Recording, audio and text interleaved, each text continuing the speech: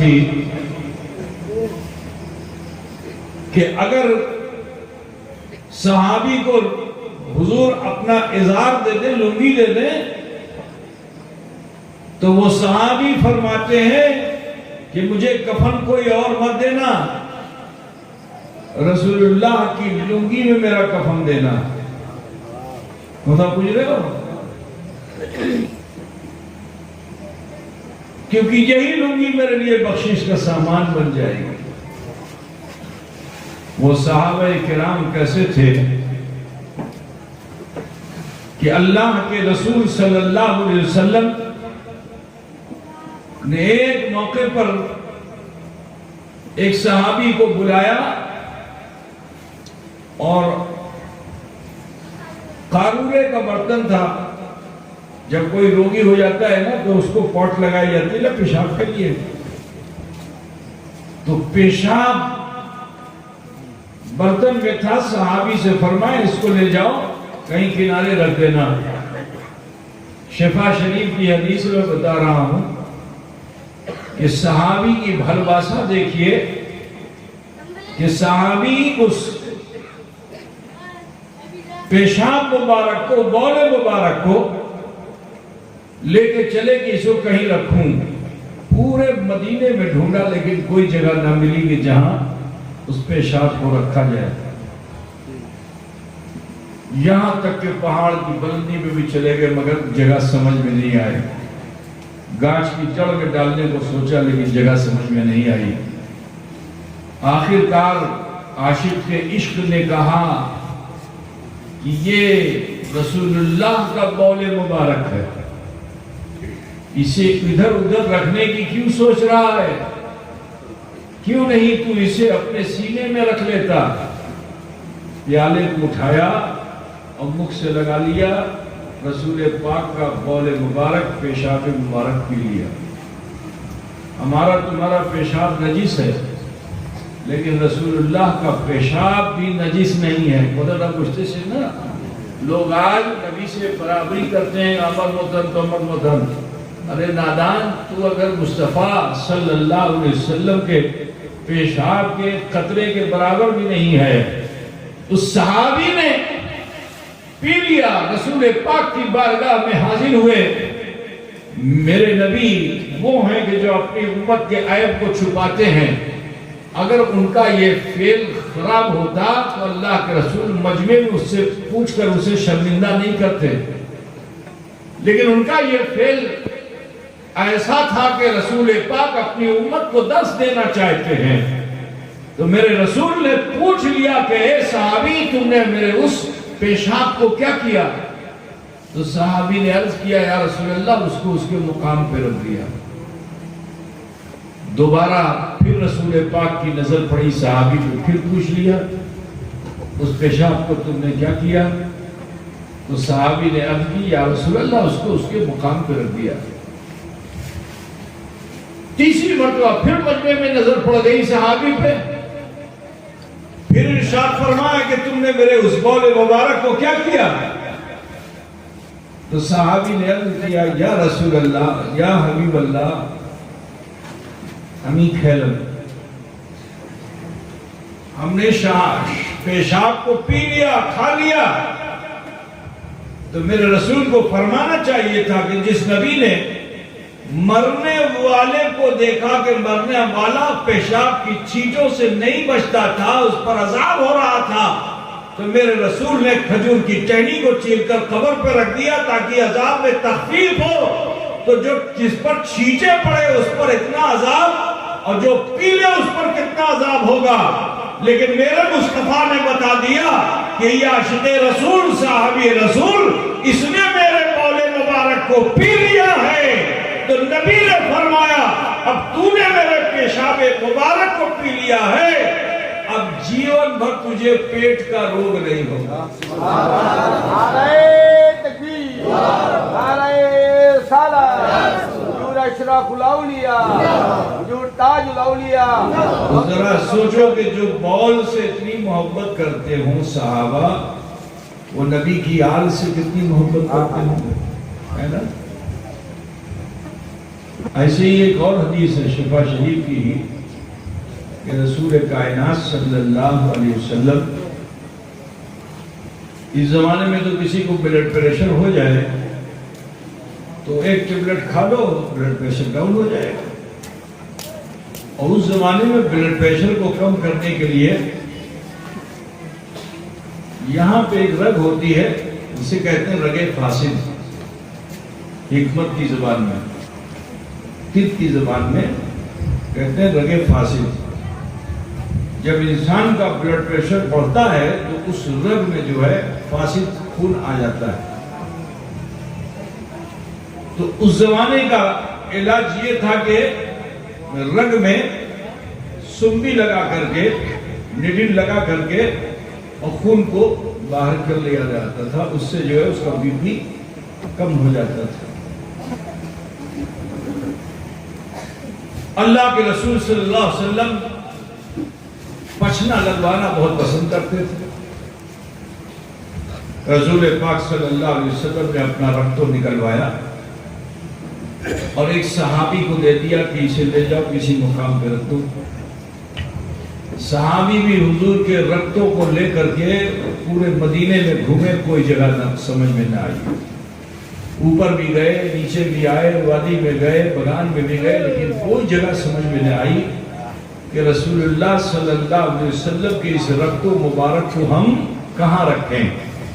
یہاں تک کہ من میں خیال آیا کہ یہ تو نبی کا خون مبارک ہے، لہو مبارک ہے، اس کو پی لینا چاہیے.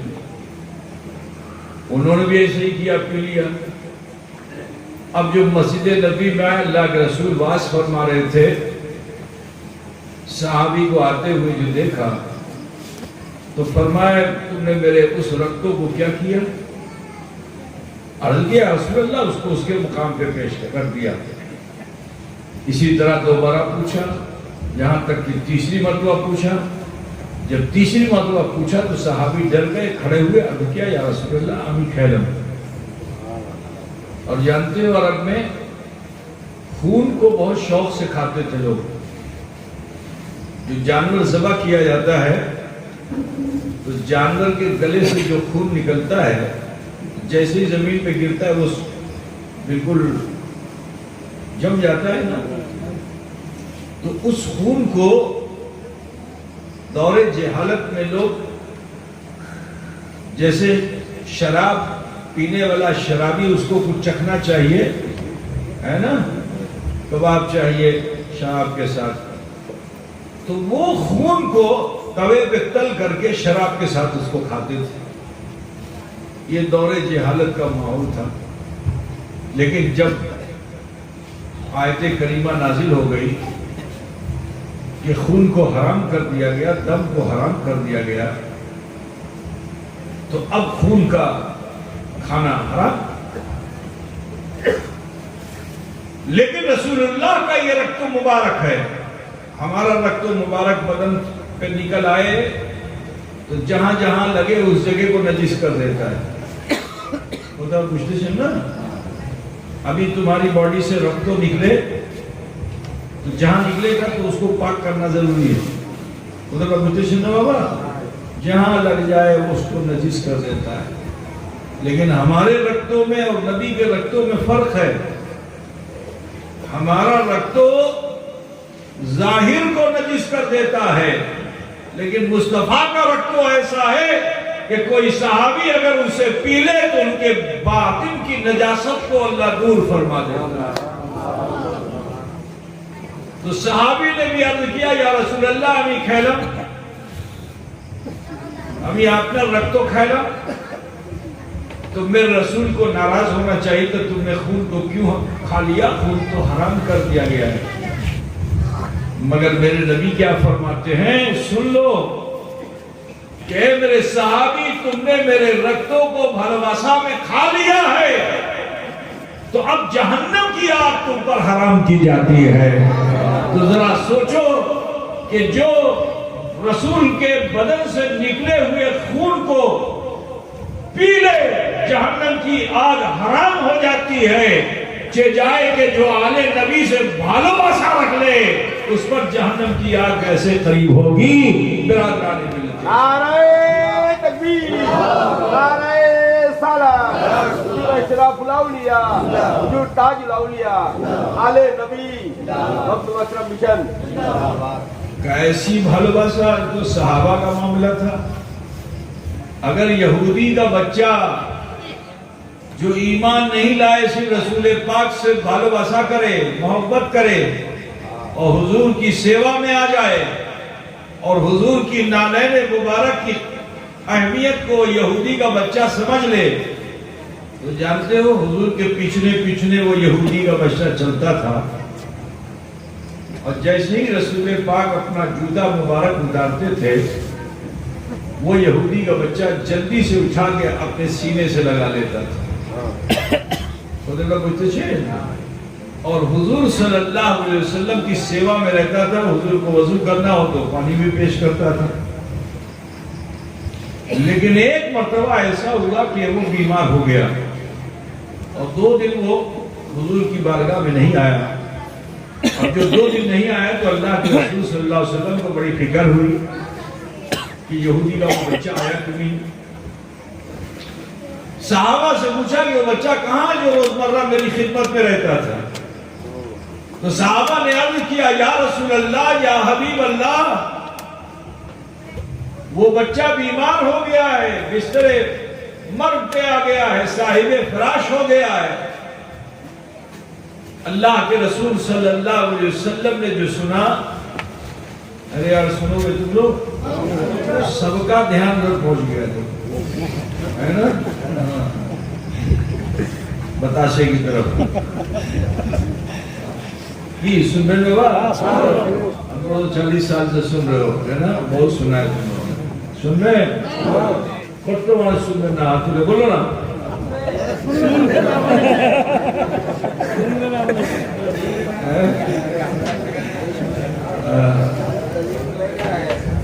کیا؟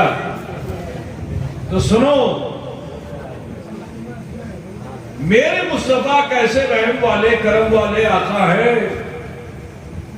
دنیا میں سب سے زیادہ دشمن اسلام کا اگر کوئی ہے تو یہودی ہے۔ آج بھی اس کی نظیر آپ دیکھ رہے ہو ہے نا، اللہ تعالیٰ انہیں ذلیل و خوار کر دے، برباد کر دے، اللہ تعالیٰ ان کی آبادیوں کو نشٹ کر دے۔ ہم دعا کرتے ہیں ہر دشمن اسلام کو اللہ نشٹ کر دے جہاں بھی۔ عزیزان گرامی خیال فرمائی، مگر وہ یہودی کا بچہ حضور سے بھالو باسا کرتا، تو دشمن کا بچہ بھی اگر بھالو باسا کرتا ہے تو پھر ہمارے دل میں نفرت نہیں ہوتی ہے۔ بانی اسلام وہ ہے کہ دشمن کا بچہ جو اسلام سے سخت ترین دشمنی کرنے والا ہو، اس کا بھی بچہ اگر بھالو باسا کرتا ہے تو نفرت نہیں کی جاتی، اس سے بھالو باسا کی جاتی ہے۔ رسول پاک سے صحابہ نے عرض کیا یا رسول اللہ، یا حبیب اللہ، وہ تو بستر پہ آ چکا ہے، روگی ہو گیا ہے، اٹھ بیٹھ نہیں پاتا ہے۔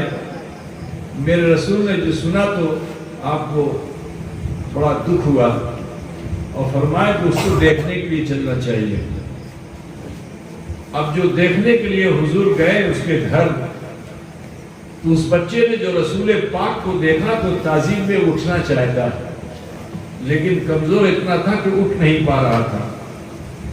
یہاں تک کہ اللہ کے رسول قدم بڑھاتے ہوئے اس بچے کے قریب گئے اور اس کے سرانے کھاٹ پہ بیٹھ کر کے اس کے سر پہ ہاتھ پھیرنے لگے۔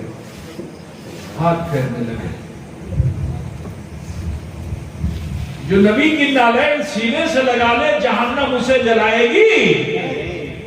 تو سنو، اب وہ بچہ ہے، کبھی رسول اللہ کو دیکھتا ہے، کبھی اپنے ابا کو دیکھتا ہے، کیونکہ روزانہ وہ اپنے ابا سے ہی کہتا ہے بابا امی مسلمان ہوتے چاہیے، امی کلمہ پڑھتے چاہیے، بابا انمتی دین۔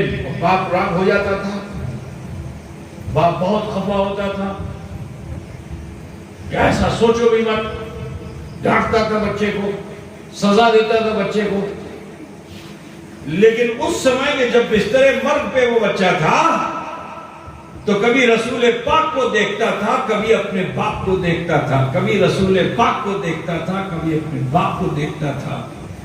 تو باپ کے دل میں بھی اپنے بیٹے کی بھالواسا تو تھی ہی. وہ بھی جان چکا تھا کہ اب میرا بیٹا بچے گا نہیں. تو اپنے بیٹے کی تسلی کے لیے اس نے کہا کیا؟ ان نگاہوں میں جو کلام ہو گیا وہ تو چاہتا تھا کہ باپ پرمیشن دے میں کلمہ پڑھ لوں. تو باپ کہتا ہے بیٹا اب خاموش کیوں ہے؟ چل میں بھی کلمہ پڑھتا ہوں اور تو بھی کلمہ پڑھ لے. کلمہ لا الہ الا اللہ محمد رسول اللہ. تو جب نالے مصطفیٰ کا یہ عالم ہے تو آل مصطفیٰ کا عالم کیا ہوگا؟ وہ صحابہ کرام تھے جو رسول پاک صلی اللہ علیہ وسلم کے قدموں کی دھولا کو اپنی آنکھوں کا سرما بناتے تھے. ذرا سوچو کہ جو رسول پاک کے خط و خال سے اتنی محبت کرتے ہوں وہ نبی کی آل سے کتنی محبت کرتے ہوں. ہے نا میرے بھائی؟ میرے عزیز خیال فرمائیے آپ. لیکن ایسے ماحول میں کہ جہاں کوئی مخالف نہیں، سب بھلواسا کرنے والے نبی سے، نبی کی آل سے سب بھلواسا کرنے والے.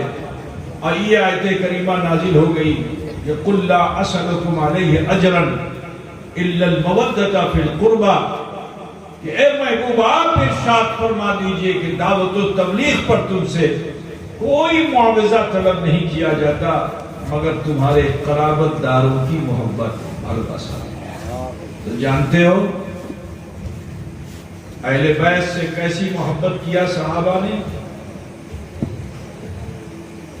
کہ حضرت سیدنا صدیق اکبر رضی اللہ تعالی عنہ وارضاہ عنہ منبر پر خطبہ دینے کے لیے بیٹھے تو امام حسین تو چھوٹے ہی سے تھے نا. آنے کے بعد حضرت صدیق اکبر سے کہتے ہیں اتریے اتریے انزل انزل، اس سے اتریے اس سے اتریے، یہ میرے نانا کا منبر ہے. تو صدیق اکبر راگ نہیں ہوئے، یہ کہتے ہوئے اترے کہ ہاں ہاں یہ آپ کے نانا کا منبر ہے، یہ آپ کے نانا کا منبر ہے. اور گود میں اٹھا کر کے اپنے زانوں کو بٹھا لیا. حضرت عمر فاروق رضی اللہ تعالیٰ عنہ رسول پاک صلی اللہ علیہ وسلم امام حسین کو اپنے کندھے پہ بٹھال کر کے چلے جا رہے تھے. اور امام حسین چھوٹے تھے، آپ کے ہاتھ میں جناب محمد رسول اللہ صلی اللہ علیہ وسلم کی زلف عنبری، نبی کے بال مبارک کے بچے لوگ پکڑ لیتے ہیں نا، نبی کے بال مبارک کو پکڑے ہوئے ہیں اور کندھے پہ امام حسین بیٹھے ہوئے ہیں. اسی درمیان حضرت عمر فاروق کا گزر ہوا تو جو دیکھا اس منظر کو تو حضرت امام حسین جو بچے تھے ان کو جو دیکھا تو فرماتے ہیں کہ نعم المرکب، کتنی اچھی سواری ہے. امام حسین سے کیا کہتے ہیں کیونکہ آپ بہت چھوٹے سے تھے، کہتے ہیں کہ نعم المرکب، کتنی اچھی سواری ہے. تو میرے نبی نے برجستہ فرمایا کہ اے عمر تم سواری دیکھ رہے ہو، سوار نہیں دیکھ رہے ہو. کیسی بھالواسا صحابہ تو کرتے تھے، نبی کیسی بھالواسا کرتے تھے کہ اگر سجدے میں چلے جائیں اور پشت پر امام حسین آ جائے تو رسول پاک سجدے کو طویل کر دیتے ہیں، سجدے کو طویل کر دیتے ہیں، سجدہ لمبا کر دیتے ہیں کہ کہیں ایسا نہ ہو میں سجدے سر اٹھاؤں اور میرا بیٹا پشت سے گر جائے. بہت بھلواسا کرتے ہیں.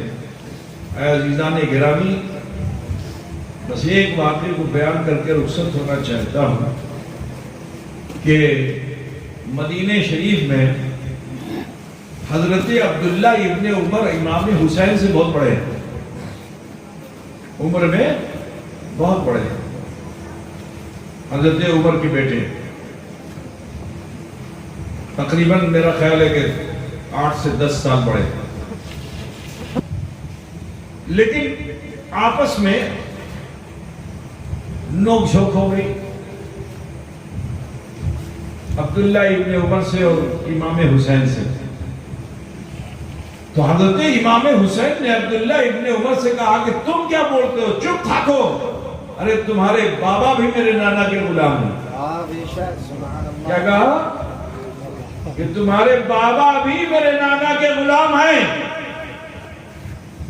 حضرت عبداللہ ابن عمر بڑے جلالی بزرگ تھے، صحابی تھے، بڑے جلالی تھے، راگ ہو گئے بالکل، یہ ہمارے بابا کے لیے ایسا کہتا ہے، لیکن آل نبی تھے تو کچھ بولے نہیں، راگ میں بھی کچھ جواب نہیں دیا، ہاں غصے میں کی حالت میں اپنے والد گرامی کے پاس پہنچے، حضرت عمر کے پاس، اور حضرت عمر کے پاس جو پہنچے تو غصے میں تمتمائے ہوئے پہنچے تھے،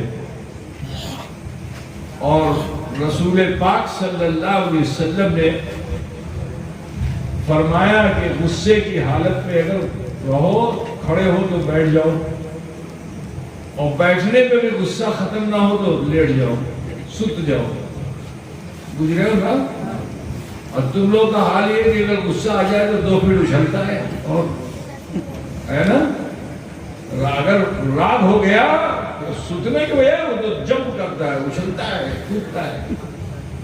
تو سنو، میرے نبی نے فرمایا اگر غصہ آئے تو اپنے غصے کو قابو کرنے کے لیے کھڑے ہو تو بیٹھ جاؤ۔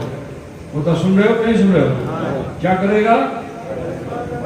کھڑے ہو تو بیٹھ جاؤ، زبان پہ کنٹرول کر لو، لیکن پھر بھی برداشت نہ ہو تو سوت جاؤ، اور اگر سوتنے سے بھی نہیں ہو تو وضو کر لو۔ تیسرا عمل کیا ہے؟ غصہ تو ایک آگ ہے نا، تو آگ کو بجھانے کے لیے پانی کی ضرورت ہوتی کہ نہیں ہوتی ہے؟ تو نبی نے فرمایا کھڑے ہو تو بیٹھ جاؤ، اور بیٹھنے میں بھی راگ کم نہیں ہوتا ہے تو سوت جاؤ، اور اگر سوتنے پہ بھی نہیں راگ کم ہوتا ہے تو وضو کر لو، غصہ سیس ہو جائے گا۔ تم لوگ ایسا کرتا ہے؟ نہ جانے کتنوں کا وضو توڑ دیتا ہے۔ تو لہذا جھگڑے سے بچیے، اختلاف سے بچیے، بات آپ کو بری لگے تو راگ ہو کر کے اٹیک مت کیجیے، کیونکہ وہ برا تھا لیکن اس سے زیادہ برے آپ ہو گئے اگر اس کے اوپر آپ راگ ہو کر کے۔ بات رکھنے میں کوئی حرج نہیں ہے، لیکن بات کو غصے کی حالت میں رکھنا یہ غلط ہے، کیونکہ پھر اختلاف بڑھ جائے گا، اچھی بات بھی آپ کی بری ہو جائے گی اور جھگڑا شروع ہو جائے گا۔